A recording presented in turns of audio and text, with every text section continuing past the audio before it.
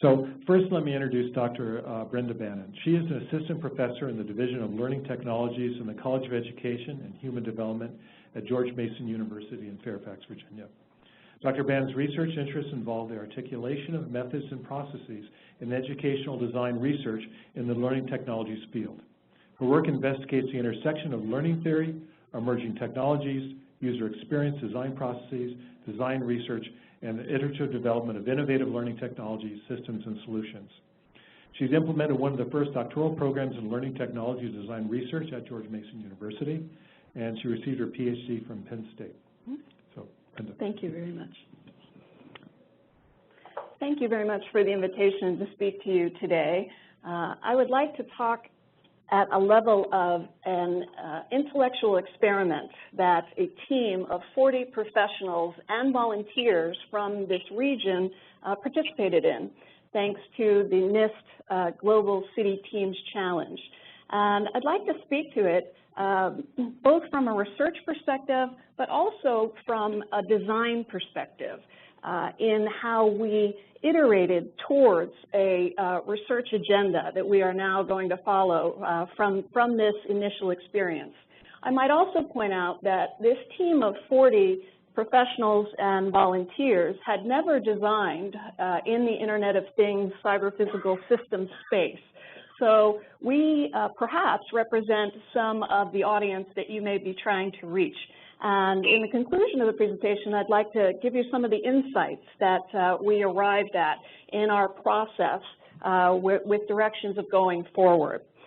So this morning, Sok Woo, who was responsible for allowing me to speak to you and providing the invitation to your subcommittee, reminded me that when we did our Smart Cities Challenge team, we wanted to bring in Fairfax Fire and Rescue, an actual ambulance, into the National Building Museum where the event was held.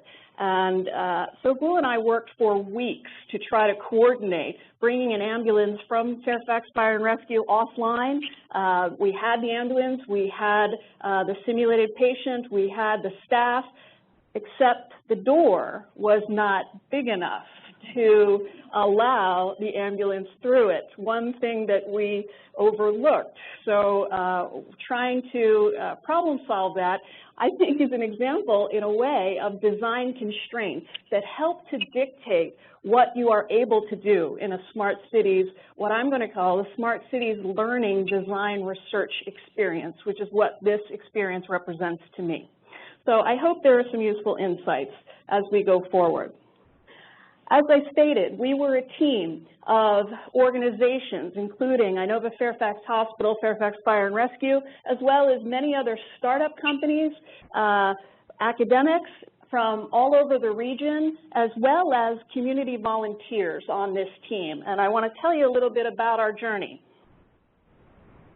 As I stated, I want to focus on not just the technology system and not just the research that is possible from this experience, but the learning and design process that occurred that actually helped to shape that research agenda. I believe that this is very important for smart city initiatives and getting together very, very smart, intelligent, caring people about a community is crucial. It's about the people as well as the technology. So as I surveyed and I attended the Smart America Challenge as well as the NIST Global Cities Challenge, it struck me that there were a few cases of learning and performance-related research. There were many examples in other areas, but there were few examples in that area. That's the area that I work in learning technologies design, and several years ago I put together a framework that, as I thought about this challenge and unpacked what we did, this framework, which I call the Integrative Learning Design Model, which is kind of an R&D process with some learning theory embedded in it, is really applicable, perhaps maybe applicable to this initiative as well. Human-centered design process, the experience design process, starting with humans and not technology, is a core focus of my work. Community involvement and through a participatory design experience is also a core focus. So it is my kind of vision to expand the educational and design process tool set so that you might include others from social sciences, in addition to computer science and advanced networking professionals in this movement. And I'm an example of that. And to support new partnerships and solutions.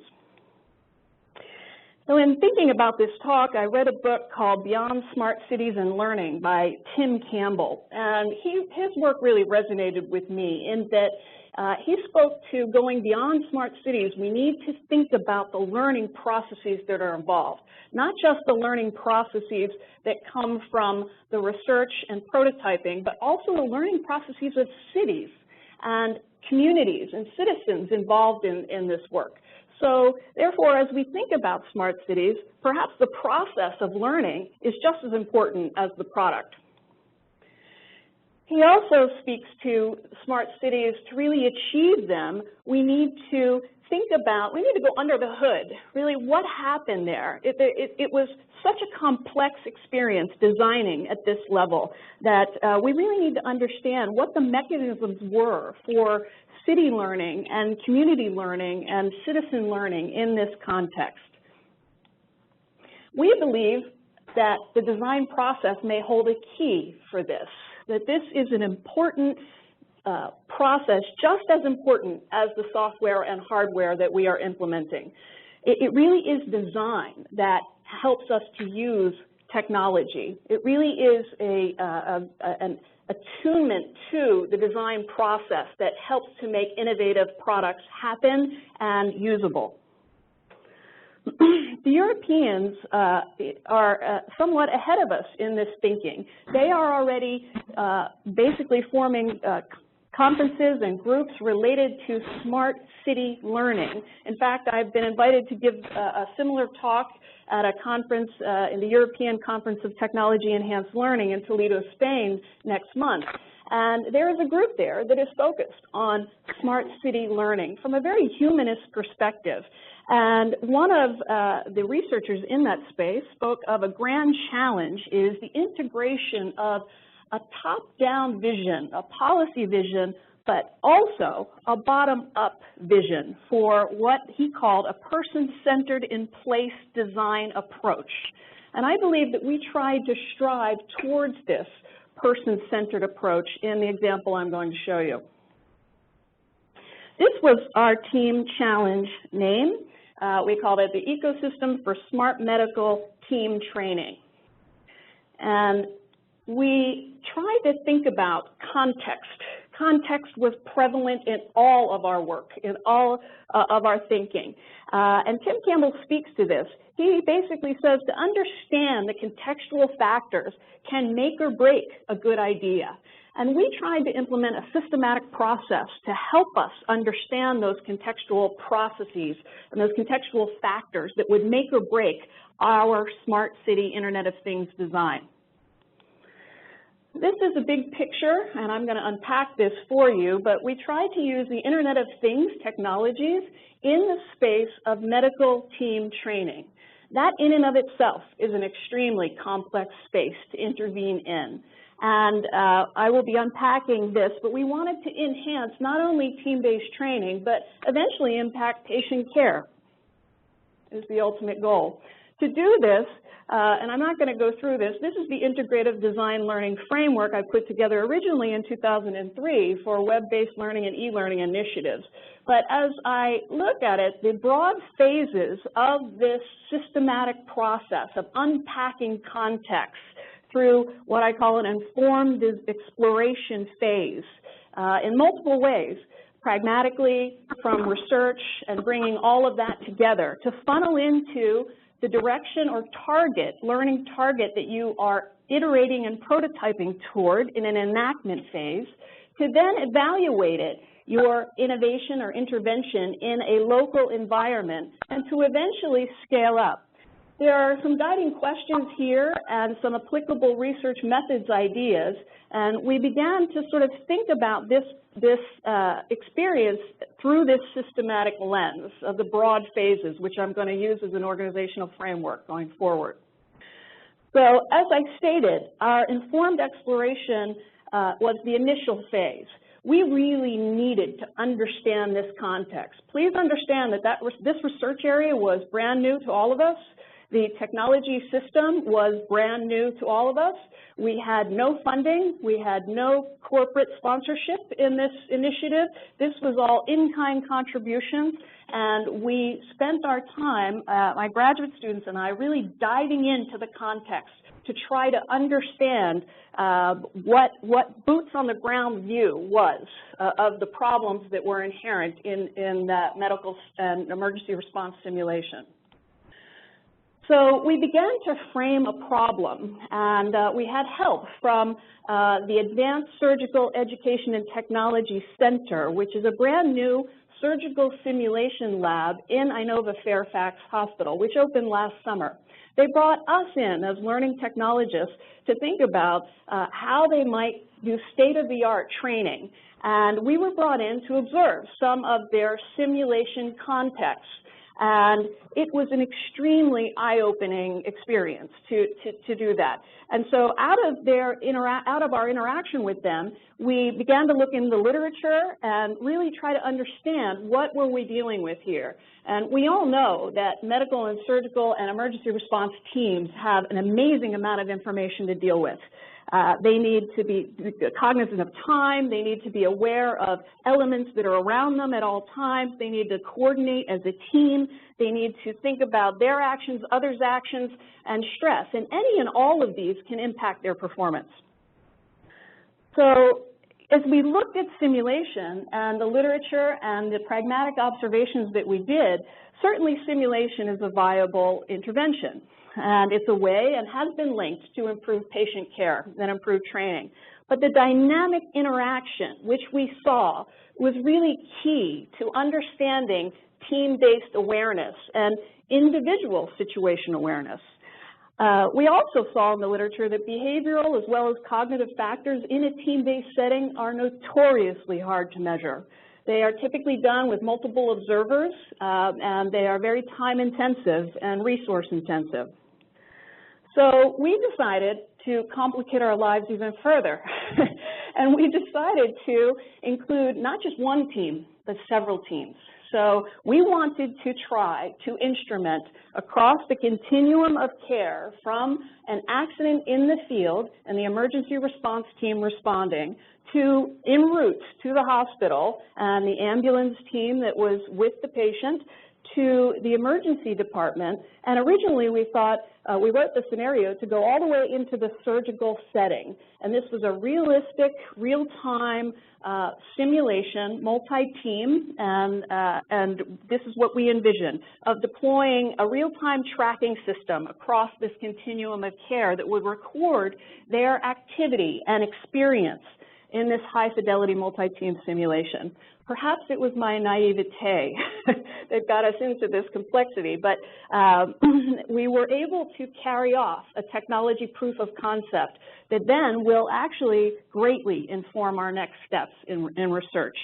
And we wanted to gather input. We didn't know if this would work. We had no idea. The technology system had not been tried outside of kind of traditional learning management systems and digital input. And these teams had never worked together, had never run an actual multi-team simulation before. So we were in new territory. Luckily, we had an amazing community. We had the support of Fairfax Fire Chief Richard Bowers. We had two of his medical directors. We had the Chief of Surgery was our initial champion, Dr. John Moynihan, and this would not have happened without their support, who also directed us to his emergency department director, Dr. Maggie Griffin, who wrote the actual multi-team simulation scenario. And we had probably 10 MDs, we had medical residents, we had fellows, we had OR techs, we had their simulation experts. They have a state-of-the-art video simulation system in the context. And we had, luckily, a government agency initiative that had developed the software that allowed this to happen. And we had analytics companies and hardware, software companies that donated their time and product and expertise. But most importantly, we also had volunteers from the community. that were unsolicited that participated in this experience.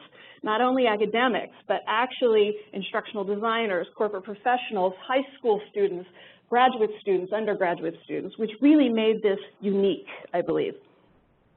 So we took what we call a deep dive in our informed exploration. I teach my students a user experience design process, and I say the most important thing is to get into the context, get next to that person, and really use empathy to understand what they are experiencing.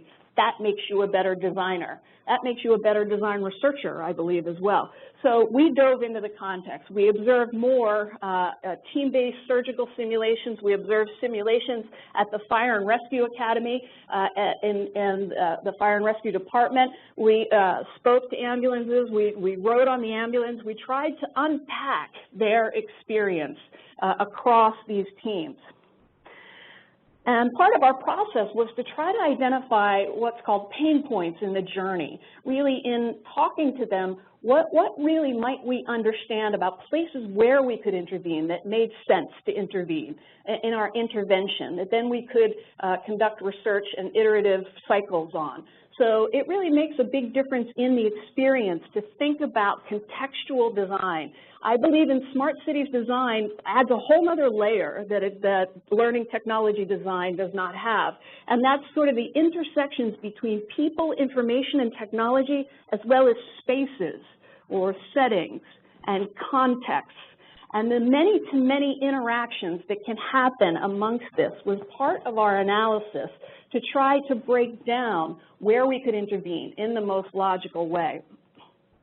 So we conducted those interviews, multiple interviews, observations, and focus groups. We didn't just do this at the beginning. We kept doing it. So we did it in an iterative fashion as we formed the idea, as we shaped our direction. And we identified the pain points. One, what I spoke about before, the complexity of a live-action, multi-team simulation. What is important in there? One of the things we heard directly from them was the patient handoff between the EMS team and the emergency department, as well as from the emergency department to the surgical theater, is a place where mistakes occur. And it's a place where the literature in that realm is really focused on. Another place is interprofessional team-based. These teams are dynamic. They change, members change, and they have to work under extremely amazing conditions, both in time and pressure and stress, and the team is never the same, typically. So there's a dynamic element to that. And what we noticed in observing the debriefing session of the simulations that happened was that it was a very cursory level of information that was spoken about in the debrief. And the video data collection was never really referred to because of time limitations of these busy professionals. They conduct these simulations at 6:30 in the morning before their actual shift. And so they don't have enough time to repeat sometimes the simulation, which best practices dictate, and they don't have enough time to unpack everything. So you're relying on the facilitator's memory and those in the room's memory to pull out the learning points. So we decided to go to the next phase with all of this information funneled into what I call the enactment phase. It takes your humble theory of what you think might work with some support, but yet it's never been tried before, with some support from the literature in thinking about how can we design something, enact something to intervene here. We articulated our target as tracking individual and team-based behavior. Now, design constraints that we had were, we only had one piece of technology that were our Internet of Things, which were proximity, Bluetooth proximity beacons that were donated to us. Originally, we had many, many ideas, but the hardware did not manifest. But this hardware did from Radius Networks in Georgetown. So we decided to kind of hone in our concept related to these proximity beacons, which I'll speak about in a moment, as our data collection method.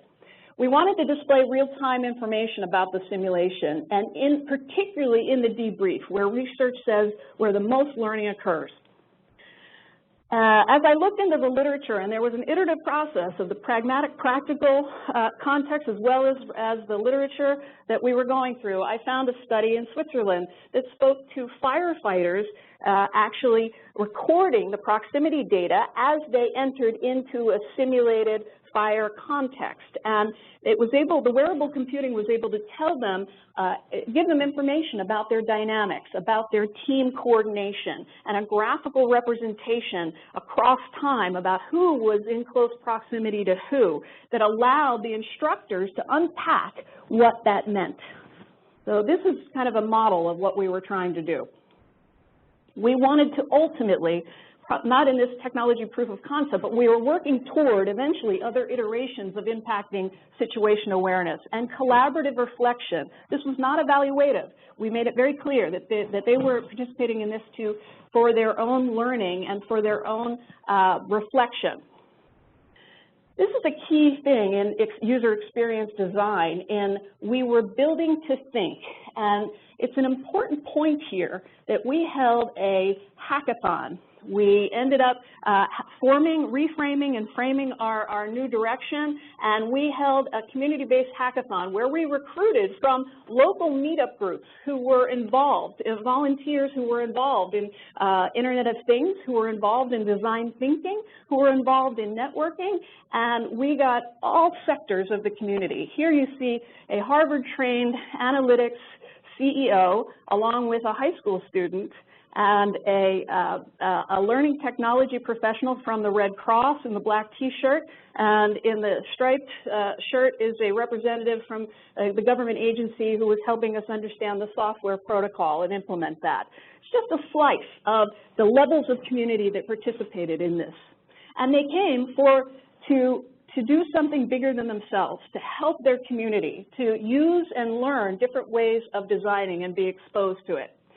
So I spent some time at Stanford University in the D School, and David Kelly, who is from IDEO, influenced my thinking greatly. And he says it very clearly here, is that design, for whatever reason, is non-threatening. It really levels the playing field. Everyone can speak to their experience. And our community members spoke to their experience in hospital wait times, in ambulance of friends who were in ambulance going to the wrong hospitals, of things that went wrong in their experience. And we leveraged that to think about our own design and help us in research.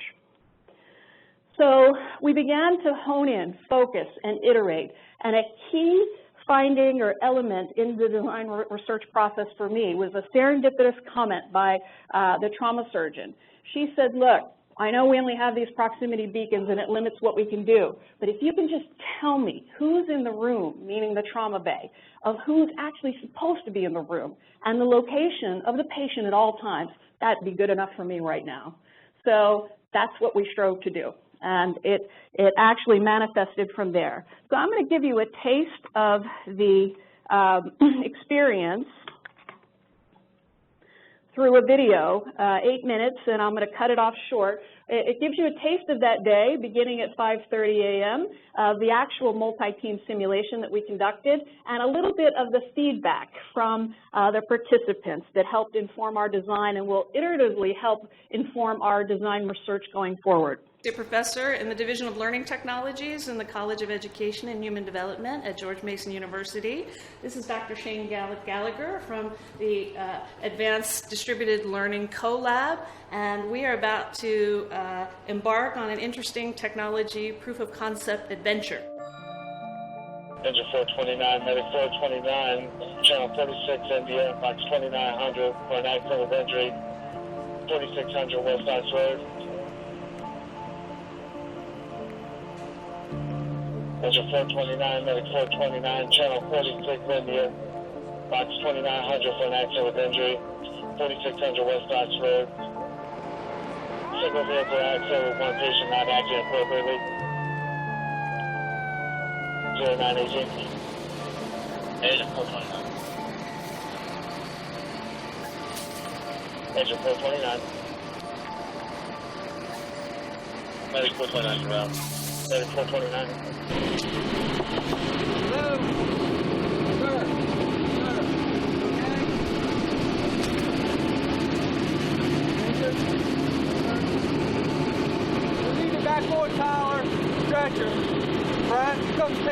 slide real quick. So we have a system that is actually being put in place today, a multi-team simulation, thanks to Dr. Weir and the Fairfax Fire and Rescue Academy and Fire and Rescue Department, as well as Inova Fairfax Hospital. And we are about to test a technology concept of trying to improve simulation training for the fire and rescue folks, as well as Inova Fairfax Hospital surgical and medical teams. So we have an interesting system that involves a beacon from one of our sponsors, Radius Networks. It also involves a cell phone technology where the beacon emits a low-level radio frequency every 3 seconds that is picked up by the cell phone listener, and the cell phone then transmits information via a XAPI protocol or Experience API protocol to the cloud, which is represented here by a little microprocessor from another one of our sponsors called our Noose Digital Devices BioDigital PC. This is an actual x86 PC, a credit card sized PC that fits into a reader. And from this, the signal goes to a database, a specialized database that is created by Yet Analytics in Baltimore, Maryland. And that database feeds basically a picture back to the participants in a graphical form to allow them to see their fine-grained actions, in this case, their proximity to the simulated patient. So we are in process of instrumenting the patient. And Shane, would you like to elaborate? Yeah, so what we will do is we're going to use some double-sided tape, and we're going to put this beacon, let's check it and see. There's the green. So it is green, and it's on at this point. And we're going to stick that somewhere inside here so that it's secure, but we'll travel with this mannequin. And I think we'll go try that right there and see if that works. Now, this phone will, through Bluetooth, we'll pick up beacon signals. We have an app that's been developed that then, as Brenda said, will transmit those signals via the internet to a cloud-based learning record store, which collects this XAPI data. And it's then analyzed, and we're also then accessing that at the hospital through a leaderboard so they can see what is going on, where the mannequin is in space, and where the EMTs are in space, proximity to this. So throughout this multi-team simulation, we will be able to track the patient through its journey from the crash site en route in the ambulance to the hospital, as well as, hopefully, if everything goes well, track the professional's proximity to the patient and some of their movement. Yes, and we actually have two types of. There'll also be cell phones at strategic locations within the ambulance, within the site where the patient was picked up, in the ambulance, and also at 2 locations in the ER and the trauma bay. And this cell phone here will pick up proximity from the medical technicians. However, this beacon will transmit towards those other cell phones so that we can track both types of activities, and that's essentially what's going to happen. Good morning, 45-year-old male, lap and shoulder belt, driver restraint. All fidelity, initially hypertensive. Initial blood pressure was 90 over 61, pulse rate is 110. He's got 2 liters of fluids on board. His last blood pressure was 118 over 68. Pulse rate of 118. No medical history, no meds, no allergies. Chief complaint, neck pain, and he has upper right quadrant. On your count. Right. 1, 2, 3. Pain. This data is actually collected in real time to then be shown back to the teams in the debriefing session, which is one of the most important points of learning in this process. So that debriefing session is crucial so that they then are able to see fine-grained actions in the situation as it happened. They'll be able to see it immediately. We've never been able to do that before. We don't have good ways of measuring or evaluating team-based behavior. So this is an experiment to see, to give the EMTs as well as the medical staff at Inova Fairfax a different type of a window into their own behavior, with the hope that it could enhance their situation awareness, their team coordination, their functioning as a team in high-stakes situations. I know the residents have to go. I'd like to get their feedback before they need to go, just to get a sense of, do you have a sense of what this might do and your reaction to it, as well as things, if you could imagine anything, to my colleague Jane over here, if you could imagine anything in your mind that we could track to help your team process be better, what would it be?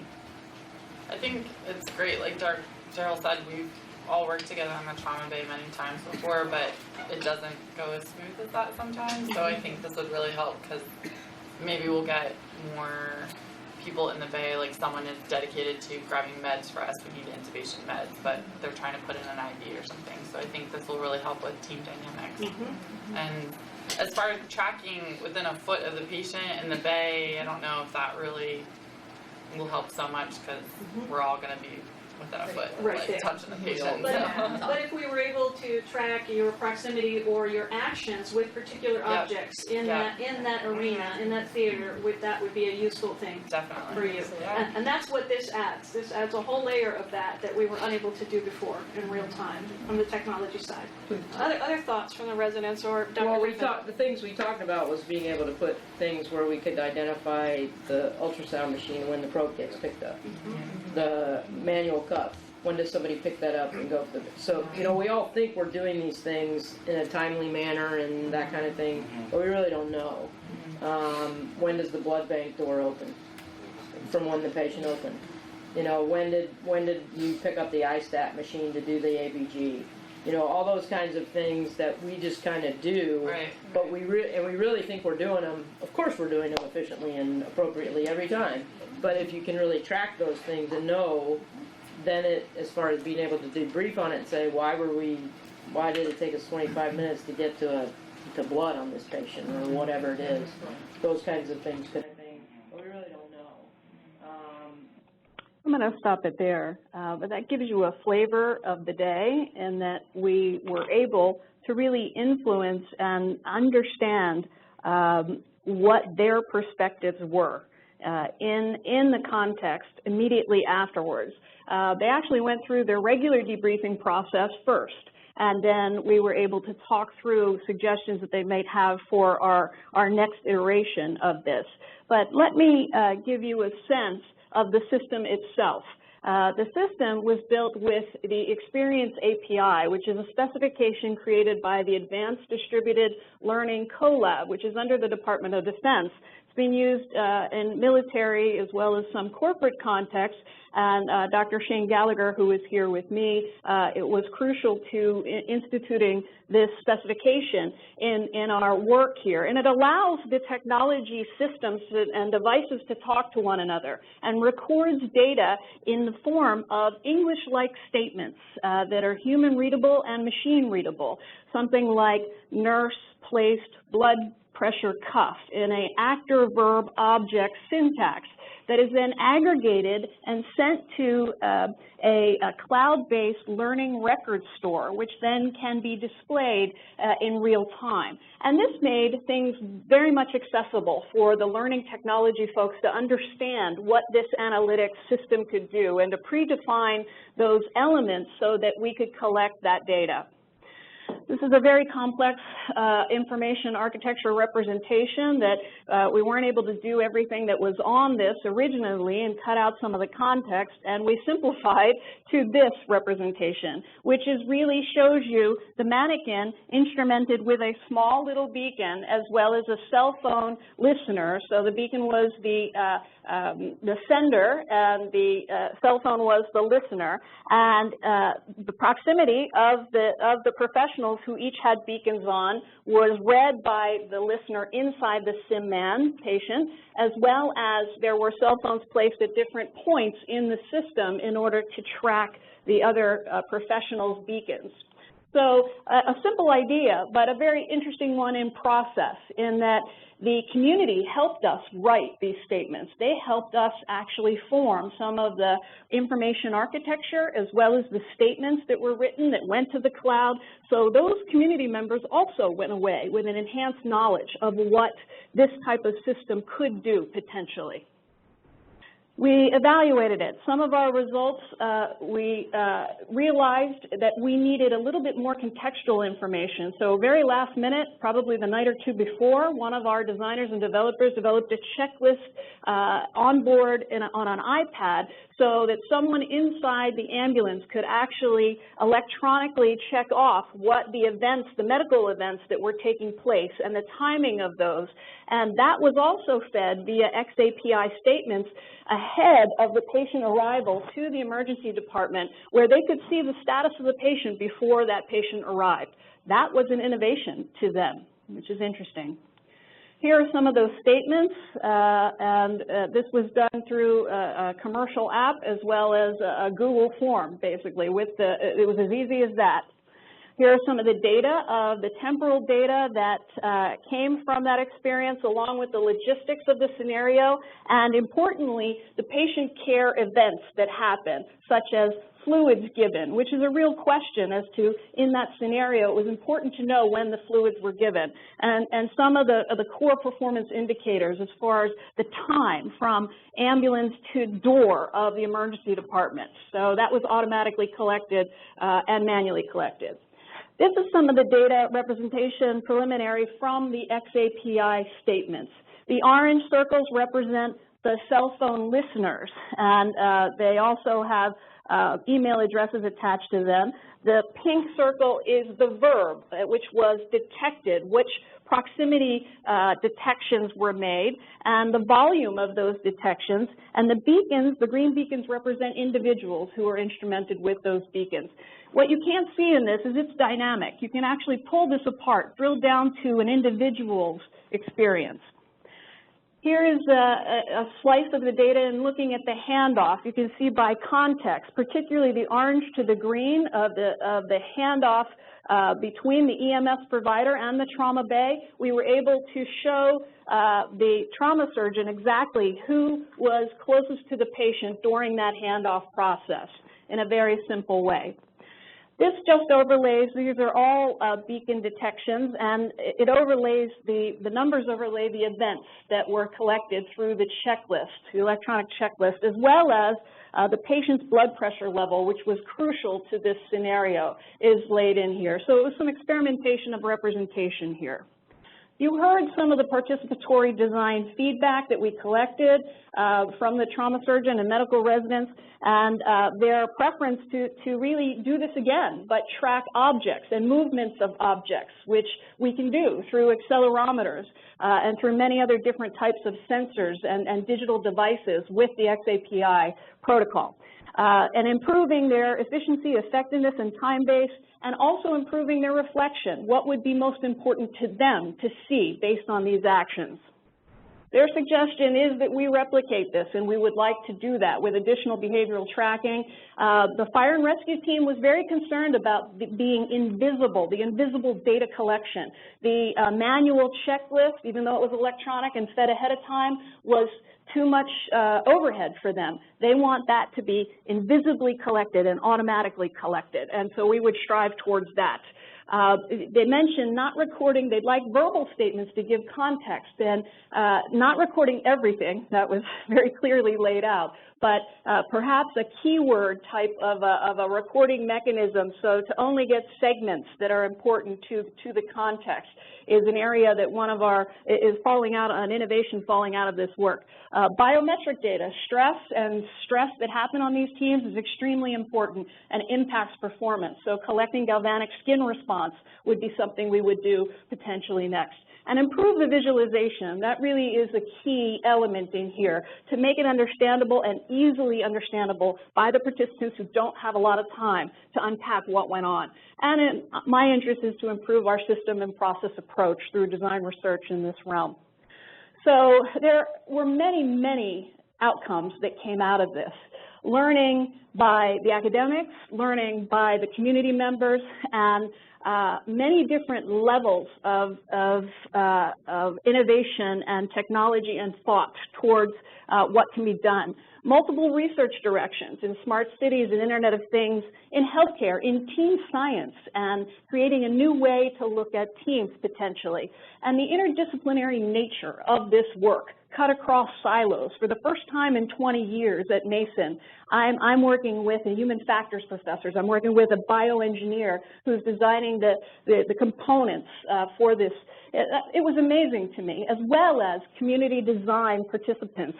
And so all over interactions, interdisciplinary, grounded in practice and research, and this is crucial to a design research process. Being able to iterate between the boots on the ground perspective and research and back and forth really happened in this context.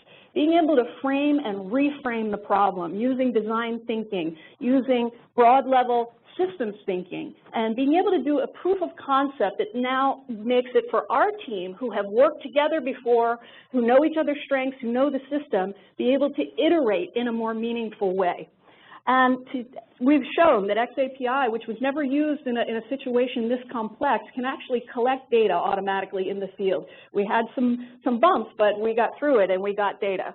And incorporate other digital devices. Its abilities is to be able to collect, imagine if we could collect from interoperably, from which the spec allows, from medical devices, the contiguous data streams that could happen in that context.